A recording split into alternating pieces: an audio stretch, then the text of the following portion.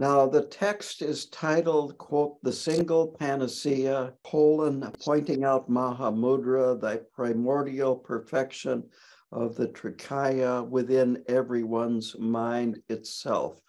So to unpack that phrase or title, mind itself means that, quote, underneath the turbulence of the mind is the Trikaya, the three bodies of a Buddha. And Khenpo Karthar Rinpoche explains it this way, that the Dharmakaya is our mind's emptiness. The Sambhogakaya is our mind's cognitive lucidity. And the Nirmanakaya is the mind's acute awareness that cuts through embellishment and delusion. So to unpack that a little bit more, the Dharmakaya cannot be experienced by other beings. It is basically mind's emptiness. The Sambhogakaya is considered a form kaya or a rupa kaya, R-U-P-A. And this is the mind's lucidity. Many of the deities that we practice in Vajrayana are considered Sambhogakaya deities, for instance. Then the Nirmanakaya is this acute awareness that our minds have. Now, this is our nature, but we in our confused state do not realize this. So in this title is also pointing out. And what is meant by this is it needs to be pointed out to us because it is hidden by our delusion. And it is the guru that points it out. The student may recognize it or may not, but this requires a very close relationship with the guru, the student-guru relationship. So pointing out is pointing out the Mahamudra. And mudra means seal or gesture. And this is the intrinsic nature of the three kayas. It also could be comparable to a wax seal that would be used in medieval times on a letter to authenticate the source of the letter with the seal of the king or a great Tibetan Buddhist leader. Now, panacea is in this title too, and it is used in this way that if you recognize your mind's nature, you will understand all Dharma. You will not require any other method of practice in order to progress along the path. And this recognition of Mahamudra is the same as recognition of the great perfection, which comes from the Nyingma tradition, and also the great middle way, which is in the Gelugpa tradition. So if you realize one, you realize all three. This is how Rinpoche explains this title. Now I am going to continue by first quoting the root text by Kalu Rinpoche and then expanding on Khenpo Karthar Rinpoche's explanation. It begins, Namo Guru, which means homage to the Guru. You are the embodiment in one of the boundless oceans of the three roots. In Mahayana Buddhism, we have the three jewels, the Buddha, the Dharma, and the Sangha. In Vajrayana, we add the three roots, and these are the Guru, the Yidam, and the protectors. And this is how they are used or referred to in Vajrayana. The Guru is the root of blessings, and these blessings refer to the development of virtuous qualities that you've not previously had, and the improvement and growth of those good qualities that you've already developed. It also means decreasing the defilements of the mind. These defilements obstruct the generation of wholesome qualities.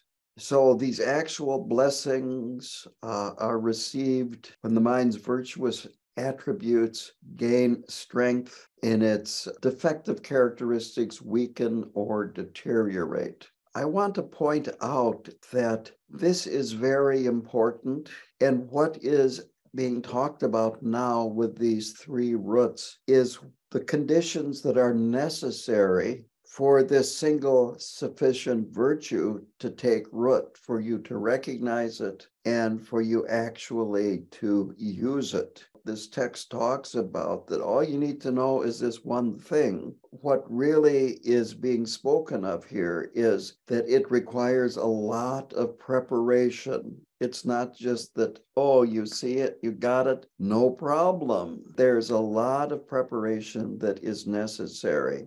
So your relationship with the guru is extremely important. Now, the yidam is considered the root of accomplishment through practice. The word siddhi, S-I-D-D-H-I, is Sanskrit, and it means accomplishment. Yidam means that which binds the mind. These yidams are enlightened deities that we visualize in Vajrayana practice. They're made out of light, they are not solid, and they represent these supreme accomplishments of enlightened beings. Now, the common or ordinary accomplishments or siddhis are miraculous power, clairvoyance, the ability to heal oneself or others, long life, the accumulation of wealth. The supreme siddhi is, of course, becoming an enlightened being. The protectors are the root of activity. They remove obstacles to practice, obstacles to the Dharma, and they are a source of inspiration. One of the more common protectors in the Kagyu lineage is Mahakala. Now, there are innumerable pure realms, realms that transcend samsara, and each of these pure realms is headed by a Buddha. In a previous book that we studied, Daylog, we traveled with the author to Waitahara's pure realm, to Guru Rinpoche's pure realm. And so there are innumerable deities in these yidams and protectors. It is said if you realize one, you realize all of them, because in essence, they are no different. But to give you an idea of how complicated it can become, in the Kalachakra mandala, there are 722 separate deities. And so there are innumerable bodies of the Buddhas that manifest in innumerable different ways. Quote, the qualities and attributes of all of them are embodied in one's root guru, end quote. So this is the Vajrayana approach to one's guru. This is a very advanced approach. Khenpo Karthar Rinpoche liked to have his advanced students in 3-year retreat so he could, you might say, keep close watch on how his students are doing. Because of the power of Vajrayana, the guru has to be very careful. So most of us aren't ready for this level. We have to take one step at a time. The next phrase in this root text is, quote, you are a treasury of all blessings and siddhis without exception. You are like the treasure house that contains all the blessings and all the supreme and common siddhis. So on top of what I have just talked about, the guru shows us the nature of our own mind. The guru gives us this recognition. And so the next verse is, it is you who directly show us our minds as Dharmakaya. Rinpoche says he shows you your own face, which is Dharmakaya, emptiness. Anything can appear in mind. Mind is formless. It's beyond description.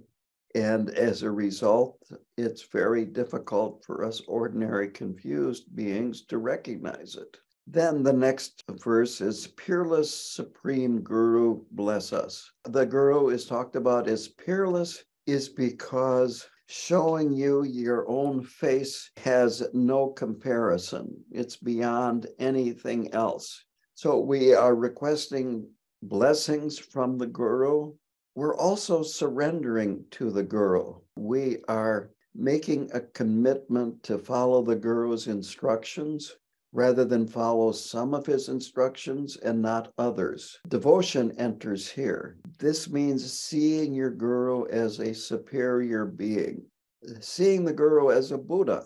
If you see your Guru as a Buddha, you receive the blessings of the Buddha. If you see your Guru as a Bodhisattva, you receive the blessings of a Bodhisattva. If you see your Guru as a very well-versed student of Tibetan Buddhism, you receive the blessings of a very well-versed student of Tibetan Buddhism, and so on and so forth. In other words, you get out of the blessings of the Guru what you give. So we need to be open to the Guru. We need to avoid hiding our faults and having arrogance. It's a very close relationship, and you can feel naked in the presence of the Guru because the Guru knows more than you do. The next verse is, bless me and all my followers. Some of the people here that are being referred to are going to be lamas that have students. So this blessing consists of three things. First, that our minds turn to the holy Dharma, that we become more focused on the Dharma. Secondly, that we become progressively less obsessed with worldly affairs, because it is this obsession with worldly affairs that is a huge obstacle. The third is that we properly or thoroughly see our own face, that we see the nature of our mind. The next phrase is, bestow the city of our perfectly achieving dual good. What this means is recognizing our own mind to be Dharmakaya, recognizing it to be emptiness, and we benefit from that. The dual good is benefit to ourselves and benefit to others. Since it's formless, no one else is going to be aware of our realization of the Dharmakaya. However, the Rupakaya, or the form body, is the Sambhogakaya and the Nirmanakaya. And this is how we benefit others. The Sambhogakaya, again, is mind's cognitive lucidity, and the Nirmanakaya is our mind's acute awareness. It is said that the Sambhogakaya appears to highly realized beings, but ordinary beings are aware only of the Nirmanakaya. Then the root text goes on. In order to practice authentic Dharma from the beginning, you need a deep understanding of the infallibility of karma. And this is on page 6. Another term for this is the four ordinary foundations. And these are the key to diligence and letting go of worldly desires, understanding these four ordinary foundations. And they are called foundations because it is our practice that stands on these four.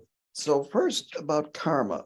We need a deep certainty that all virtuous actions lead to happiness and all non-virtuous actions lead to suffering. It may not appear that way, but when we take into consideration future lives and karma from past lives, it becomes clearer that this is the way it is. Rinpoche talks about the 3 realms and the 6 realms. The 6 realms are usually referred to as the God realm, the jealous God realm, the human realm, the animal realm, the hungry ghost realm, and then the hell realm. And while it might seem that there is some pleasure that can be experienced in the human realm and the 2 God realms, any happiness that you experience in those 3 higher realms doesn't last, that it doesn't take long, and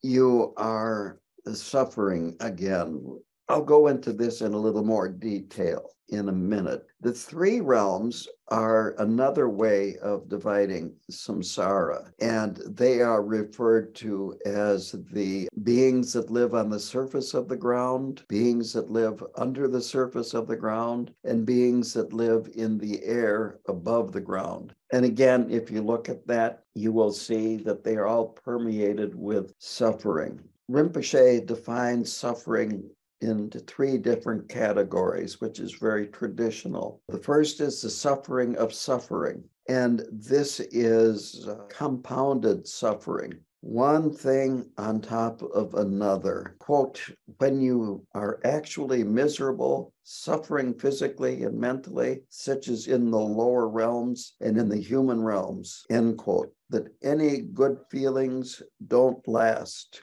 The 15th of April is tax day in the United States. So suffering on suffering is that you work hard, get your taxes in. Meanwhile, you get COVID and all kinds of other things happen. Maybe you get a letter from a lawyer or from the IRS that would like to know more about you, and on and on and on. And it's just one thing after another. The second is suffering of change. Quote, the impermanence of the relief of feeling good contrasted with losing those good feelings and returning to a state of active misery. So you might have some relief, you might have some good experience, but very quickly it's gone. And finally is all pervasive suffering. And the reason why this happens is that samsara is an afflicted state without freedom, that you cannot escape eventual suffering. Karma is cause and effect, and our actions, when they're motivated by the poisons of the mind, passion and desire, aggression and anger, ignorance, denial and indifference, jealousy and pride, all of these cause negative karma. Another form of karma is habitual patterns. And then finally, underneath all of it is the cognitive obscuration, taking that which is not a self to be a self and that which is not other to be other. And all of this confusion, then we engage in actions of body, speech, and mind, and it just keeps the suffering going lifetime after lifetime after lifetime. So understanding karma is very important if we are going to escape from this endless cycle of karma. Another of the four thoughts is the unsatisfactory state of samsara. Quote, if you understand that even the best experiences in samsara are still suffering, then you will lose your craving for samsara. So there's no safe place to reside in samsara. To expand on this, each of the 6 realms have their own particular type of suffering. It's pretty obvious in the animal realm, the hungry ghost realm, and the hell realm that there is lots and lots of suffering. It might seem very nice to be an eagle and be able to fly in the sky above everything and not have to worry about predators and so forth. But then I have seen in this part of the country, an eagle, when it's been 20 below zero, eating a dead skunk on the side of the road. Somehow or another, that doesn't seem to me to be very majestic or noble. And if you think about it, an animal, unless they're very fortunate and have a human companion, they don't get any help when they are sick. They just go hide and die somewhere. And most animals have to be concerned about other animals killing them and eating them. Now, the highest God realm is one of pleasure and bliss. However, when you run out of the good karma that caused you to be reborn in that realm, through your clairvoyance, you see that you are going to die and be reborn in a lower realm and lose it all. And these experiences of loss and future suffering can go on for an extremely long period of time. But it's too late to do anything about it at this point. The suffering of the jealous God realm is continual quarreling and fighting with the full gods and continually being defeated by the full gods because they are more powerful than you. It's a result of jealousy. In the human realm, I think we're quite familiar with the human realm. We are susceptible to accidents, dying unexpectedly, diseases, all kinds of discrimination, violence, war, famine, and on and on and on. All the realms of samsara, there is none that is really a safe place to reside, you might say, to take a break. And this contemplation is intended to get you to focus on your future life and be more concerned about how your present actions will affect your future life. The next contemplation is precious human birth. Here's a quote from Rinpoche.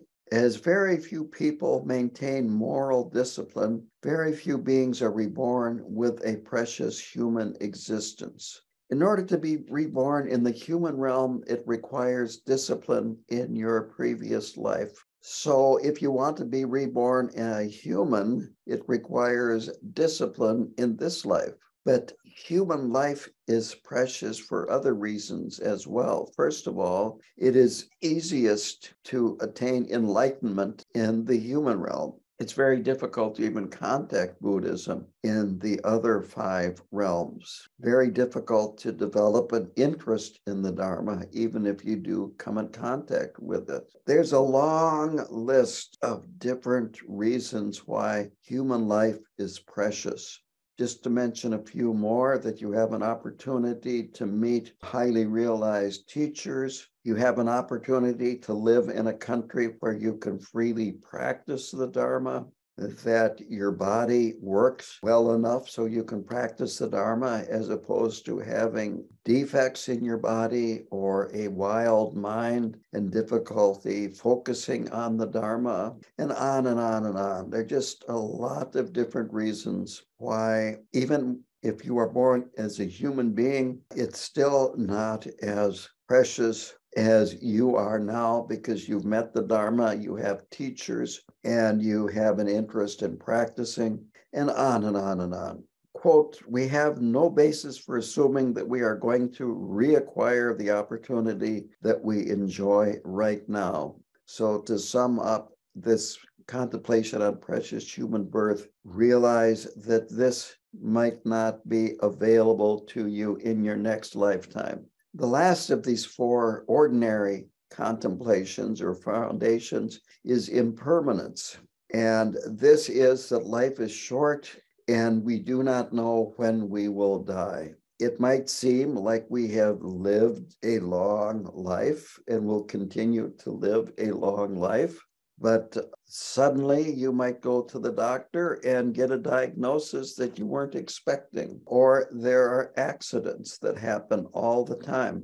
All kinds of things can crop up and end our life or change it dramatically, where we no longer have the ability to do much Dharma practice. So we want to contemplate these 4 so that we can focus our minds on the Dharma and focus our minds on what is important, rather than to become distracted by all the distractions of mundane worldly life. On page 10, Rinpoche says this, quote, in short, we need to contemplate these 4 thoughts that turn the mind, commonly taught as preliminaries to Mahamudra practice, until we have come to a deep decision within our minds. As long as we don't come to some definitive resolution about what we are doing, where we are headed, and what we are trying to do, then we remain in a state of delusion and denial. The question is, what about the form realm and the formless realm? These are realms in the highest God realms. And in the highest God realms, the gods have a physical form. In the formless realm, they don't even have a physical form. The question is that there are a large number of billionaires in the world, and they control a huge amount of the world's wealth. And this causes other people to have greed too, and governments are doing nothing about it. And the basic thing is, what do we do about this? Well, we can't change other people's minds, but we can be aware of this in our own mind and realize that if we're not happy before we get what we want, we're not going to be happy after we get what we want, that we need to be content ourselves. And if you want to try to pass laws and do other things, fine, but realize that the bottom line is this is samsara.